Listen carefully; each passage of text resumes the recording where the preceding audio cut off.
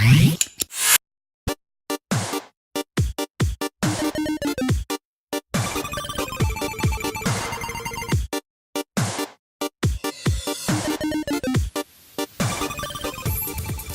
tout le monde, je suis Samuel, votre présentateur du jour.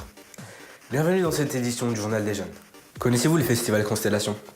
C'est un festival avec plus de 500 rendez-vous artistiques et culturels et 82 jours de programmation. Ils n'en sont pas à leur première édition.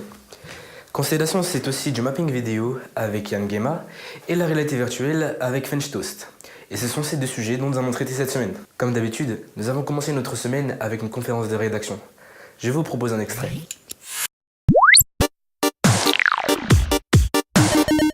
C'est donc pour rappeler que Constellation, c'est un festival qui se déroule à Metz et qui propose la culture dans toutes ses variétés. Donc il y a pas mal de façades culturelles. Dans sa programmation, on retrouve également ce spectacle de mapping vidéo que les Messins aiment bien et apprécient. On est sur le mapping vidéo. Pour toi, est-ce que ça te parle? J'ai jamais été voir ce que c'est exactement, mais on m'en a déjà parlé. Je m'y connais pas trop, donc j'ai hâte de savoir ce que c'est et de découvrir. Alors Samuel, toi, le mapping vidéo, tu as vu les extraits, comment tu trouves? Les extraits que j'ai vus, ça m'intéresse vraiment beaucoup. Je sais pas vraiment à quoi m'attendre, malgré le mapping vidéo, c'est un peu comme Isaac. Vu que je ne connais pas vraiment, je ne sais pas vraiment à quoi m'attendre. Mais d'après les extraits vidéo, je pense que ça peut me plaire. Ça a fait ce qu'on peut appeler du tape à l'œil. J'espère ne pas être déçu. Ok, alors qu'est-ce que tu entends, qu'est-ce que tu veux dire plutôt par j'espère ne pas être déçu? Vous nous avez dit par exemple que c'est fait avec des logiciels, mais j'espère que c'est pas tout le logiciel qui fait tout. J'espère que c'est quand même un cerveau derrière qui permet de créer ceci. La réalité virtuelle. Je pense savoir ce que c'est et c'est aussi très intriguant, on va dire. Moi, personnellement, ça m'attire beaucoup. Je me rappelle avec mon collège, on a été en sortie à Paris et on avait utilisé un appareil dans lequel on était au cœur de la réalité virtuelle. Avec ça, on peut être dans un monde imaginaire. Ouais, c'est ça. Je trouve ça vraiment impressionnant. Parce que pour moi c'est un nouveau monde qui s'ouvre pour la technologie et donc ça m'intéresse vraiment et je sais que je vais pas être déçu, contrairement peut-être à ce qu'on disait, le mapping vidéo, où je sais pas vraiment trop à quoi m'attendre. Je sais que là, la réalité virtuelle, c'est quelque chose d'intéressant. Ah oui, on peut dire que cette conférence de rédaction a eu plusieurs avis différents. À la faveur de la deuxième édition de Constellation, les Messins ont assisté à une projection mapping vidéo de Yann Guéma. Un spectacle riche en sons et en couleurs. Je vous en propose un extrait.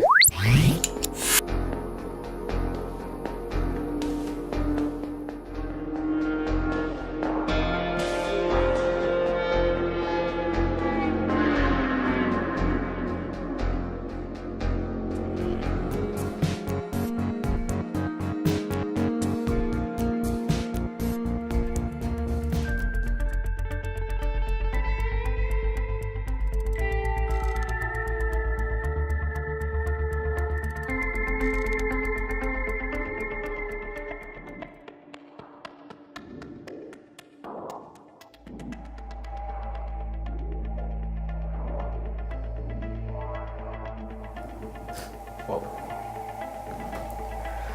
Eh ben, c'est vraiment trop beau. Ça vaut vraiment le coup d'aller le voir. D'ailleurs, les Messins, que savent-ils du festival Constellation et du mapping vidéo? Nous sommes allés à leur rencontre.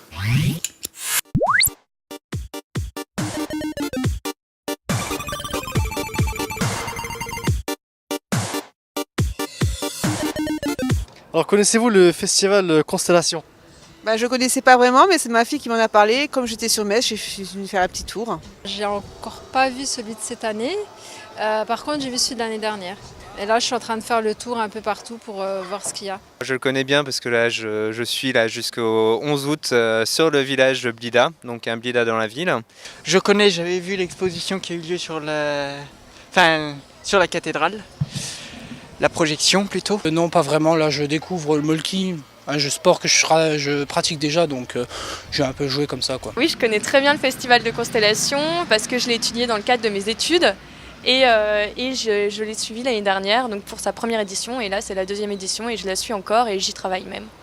Alors, j'ai encore pas vu celui de cette année. Par contre, j'ai vu celui de l'année dernière. Et là, je suis en train de faire le tour un peu partout pour voir ce qu'il y a. Il y avait pas mal d'activités aussi en dehors de ça. Il y a pas mal de. J'ai vu au programme qu'il y a plein d'expositions. En général, je suis plus intéressé par les concerts. Et puis là, c'est vrai que c'est la première année où je suis vraiment intéressé par tout ce qui se passe à côté, à savoir les artistes qui y sont présents, les entreprises, les associations qui viennent aussi à l'intérieur. Et puis c'est vrai que le fait aussi d'avoir les illuminations de la cathédrale juste à côté, ça apporte aussi quelque chose, une dimension un peu plus culturelle, un peu plus locale en fait. Dans le programme de Constellation, il y a eu le mapping vidéo. Alors, comment avez-vous apprécié ce spectacle? J'ai entendu dire qu'il y avait un jeu de lumière sur la cathédrale, mais c'est tout. Je l'ai jamais vu, mais il faudrait que j'essaye une fois. Je n'ai pas vu parce que je viens juste d'arriver en fait. Malheureusement, je n'ai pas encore eu l'occasion de le voir, étant donné que quand il y a le mapping vidéo, je suis ici avec mon camion, donc je n'ai pas encore l'occasion de le voir. L'année dernière, oui, je l'ai vu. C'est vrai que cette année, j'ai pas trop vraiment eu. Enfin, je peux avoir le temps de le regarder, il n'y a pas de problème. Celui de cette année, non. Celui de l'année dernière, oui. Les illuminations se font sur la cathédrale de Metz. C'est vrai que c'est un très beau panorama, c'est toujours impressionnant de voir ça et de se dire qu'ils ont mis énormément de temps tout au long de l'année. J'aime beaucoup le mapping de la cathédrale de Metz parce qu'en fait il y a un effet qui est mais juste magnifique. Ils créent un effet 3D avec le Graouli. Le son aussi est très important là-dedans. Et c'est vrai que là, la qualité du son, ça change chaque année. Et là aussi, c'est vraiment de la grosse qualité. Alors que là, on est vraiment sur de l'électro, ça parle aux jeunes, ça parle à tout le monde. Et j'aime beaucoup la musique d'Ézéchiel. Et le mapping est très très réussi. Mais c'est vrai que je viens très souvent ici, donc c'est vrai qu'après... Mais si, je pense aussi le regarder cette année. Parce qu'apparemment, d'après ce que j'ai vu, c'est pas mal. Chaque année à se dire, du coup, qu'est-ce qu'ils vont nous montrer de différent, qu'est-ce qui va évoluer, qu'est-ce qui va changer. Après, je trouve que c'est dommage qu'ils n'aient pas refait un nouveau mapping cette année. Donc ils ont quand même repris les visuels de l'année dernière, mais ils les ont un peu retouchés, donc ça fait quelque chose de nouveau. Et pour les touristes ou le public messin qui n'ont pas eu forcément la chance de le voir, ça reste quand même toujours appréciable. Je pense que dès que le village sera fini, donc le 11 août, la première chose que je ferai, c'est justement d'aller voir le mapping vidéo, parce que c'est vraiment quelque chose, on n'a eu que des retours positifs, c'est vraiment quelque chose de merveilleux. Oui, je vous conseille de voir ce mapping et je vous conseille également de faire un peu le tour de la ville, parce qu'un peu partout, il y a plein de choses à voir.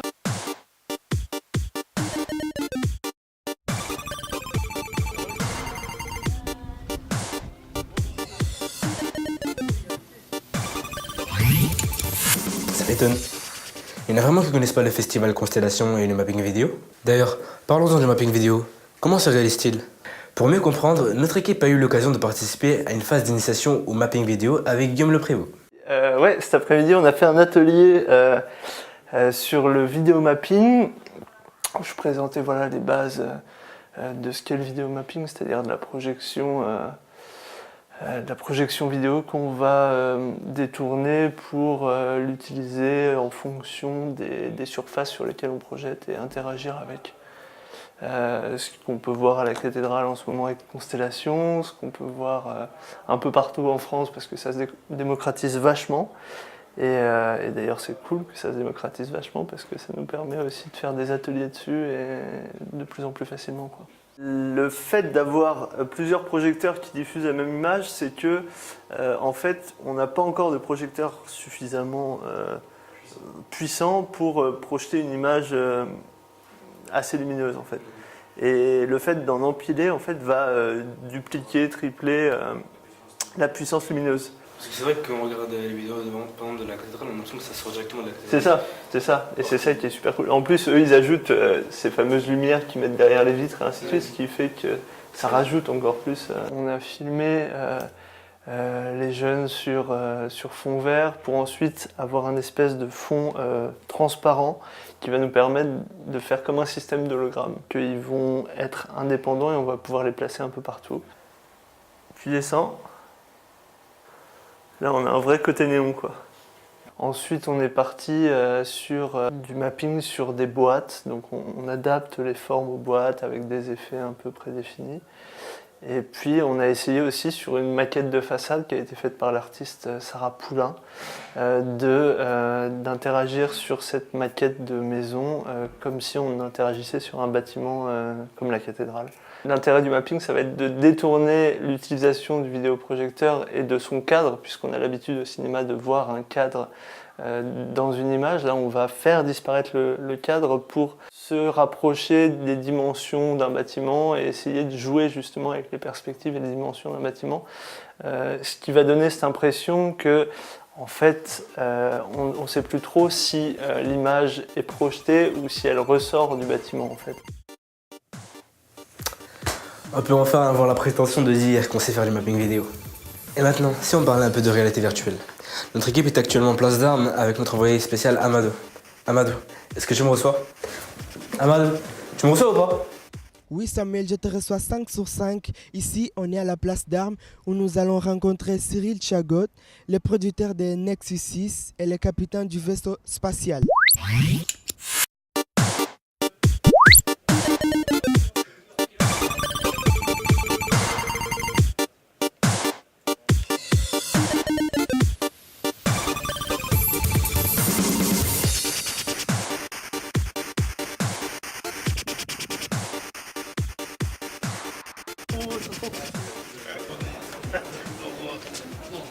Mais on voit le cockpit vu, on voit la partie du cockpit qui est invisible en fait. Cette partie-là qui n'existe pas, on la voit avec l'espace. Ça permet aux gens de voir le vaisseau de près, vu qu'ils ne peuvent pas rentrer en temps normal. Pouvez-vous nous expliquer le lien entre la chaîne Nexus 6 et la réalité virtuelle? Déjà, il faut savoir qu'au sein de la chaîne, je pense que ce qui nous motive avant tout, c'est la curiosité, l'envie de tester des choses et puis aussi la science-fiction. Donc finalement c'est aussi tenter des choses dans des domaines qu'on ne connaît pas ou qu'on ne maîtrise pas forcément, mais avec cette curiosité de tenter. Et c'est vrai que là, il y a de plus en plus de choses qui se font en réalité virtuelle. Et on s'est dit que proposer pour la première fois sur une chaîne internet, un court extrait en VR 360, il me semble que ça s'est jamais fait. Et on s'est dit que ça s'y prêtait bien à la visite du nouveau vaisseau. Donc comme on a construit ce nouveau vaisseau, on s'est dit... en plus de le voir dans les épisodes, on va essayer de proposer aux abonnés de la chaîne une visite en VR 360. Pouvez-vous nous parler de la réalité virtuelle, c'est-à-dire en général? Pour moi, c'est une nouvelle façon de raconter une histoire. Je parle par rapport à la production audiovisuelle, c'est sûr qu'il y a il y a le cinéma classique, comme là, avec des caméras. Et c'est vrai que je pense que la réalité virtuelle, c'est une autre façon de raconter une histoire et une autre façon de la vivre. Comme je pense qu'il y a le cinéma, il y a le théâtre, et c'est deux façons de vivre des choses. Je pense que la réalité virtuelle, c'est encore une chose à part, bien que ce soit, qu'on ait de la technique comme dans le cinéma, je pense que c'est quand même un poil à part, quoi. Est-ce que quand on est sur le point du cinéma, il y a plus de technique au niveau du cinéma ou au niveau de la réalité virtuelle? Non, dans les deux, sincèrement, dans les deux. Dans les deux, il y a énormément de techniques. La difficulté de la réalité virtuelle, c'est que comme on tourne sur 360 degrés, il faut rien laisser traîner, il faut que tout soit rangé, il faut pas qu'il y ait de câbles qui traînent, il faut que les lumières soient... Donc il faut en même temps éclairer les scènes parce qu'on est dans de la vidéo du cinéma, mais en même temps, il faut pas que les dispositifs se voient. Donc ça ajoute quand même des soucis d'organisation et de mise en place, ouais. Merci à toi. Pas de soucis. C'était notre journaliste Isaac pour l'interview de producteur Nexus 6 et le capitaine du vaisseau. Maintenant, studio, à vous l'antenne. C'était donc l'interview de Cyril Chagot. Ah là là, être dans un vaisseau spatial, c'est vraiment un rêve de gosse. D'ailleurs, si vous voulez être figurant dans un épisode de Nexus 6, n'hésitez pas à prendre contact avec l'équipe de French Toast. C'est la fin de cette émission. Merci de nous avoir suivis. On se retrouve pour une prochaine édition. Ciao!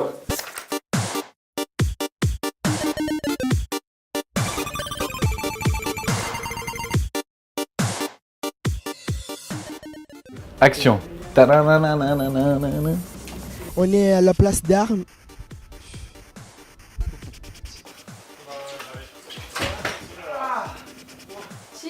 Action. Attends,